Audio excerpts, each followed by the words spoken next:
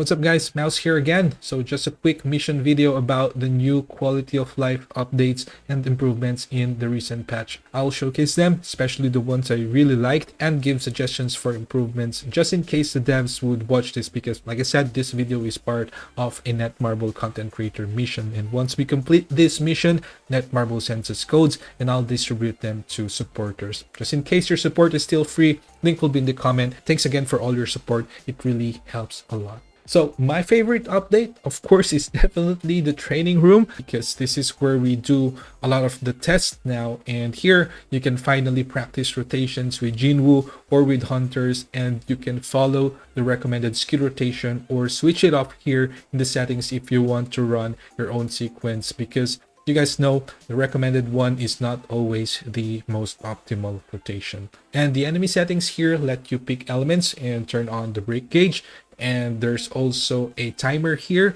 The only problem I see is that it's capped at just 1 minute, which honestly feels too short. I think a proper stopwatch that shows total damage and DPS, or damage per second, would be a lot better. For example, we could keep attacking for a couple of minutes until the damage numbers stabilize, right?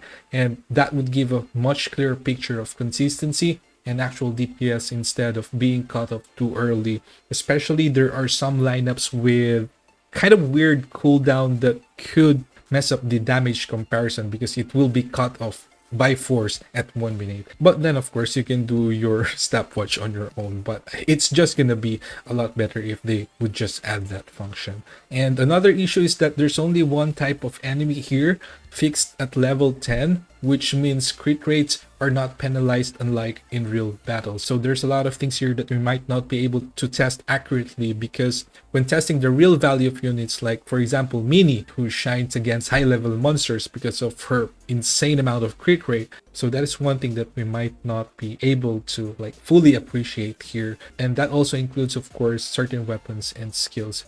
On another positive side, you can swap presets now instantly without all the loading screens. So thank you devs for that, because that would save a lot of time when testing.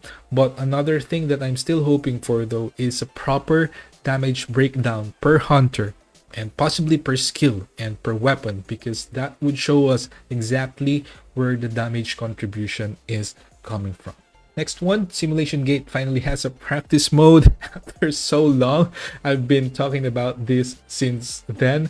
So now finally you can test runs before spending tickets, which fixes the old frustration where if you fail one run, that could mess up your entire week and you will lose all those resources. And they also adjusted the codes, so it's not just multi-thread at the start anymore, and some codes were rebalanced or improved. So this should at least, I believe, would lead to more varied strategies and make the game mode a lot more fun. They also improved the battle tier growth here. It has a new UI and has a growth guide that shows where you can still improve, whether it's gears, shadows, armory, or remnants. For example, here we see that the progress bar of the skill is still low, and we can improve it straight up and see the progress right away. So this is very friendly, especially for new players, and it helps a lot with progress. Now another thing that I like is the permanent artifact enhancement reset. Although tickets are limited and you can get them from rewards in-game or the material exchange shop here or the shop, but the important part here is that you won't feel as much fear of missing out anymore with that artifact modification event, and you can fix artifact rolls more often. They also added this magic enchantment convenience.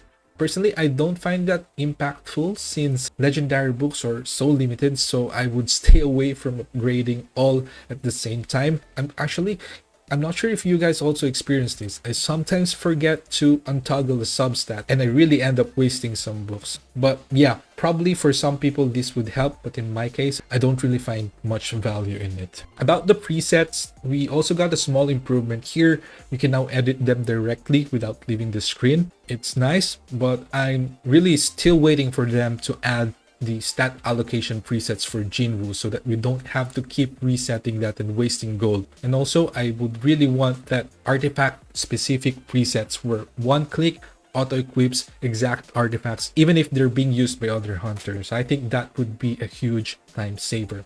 Now, with regards to Guild Boss, scoring now also feels much better. It works like Power of Destruction, where your best score just updates unless you reset. So no more stressing about whether to save or not after a lucky run. Now, you can just keep pushing to improve your score. So yeah, that's it. Thanks so much for watching, and do let me know your thoughts and what you like the most about this update. See you on the next one.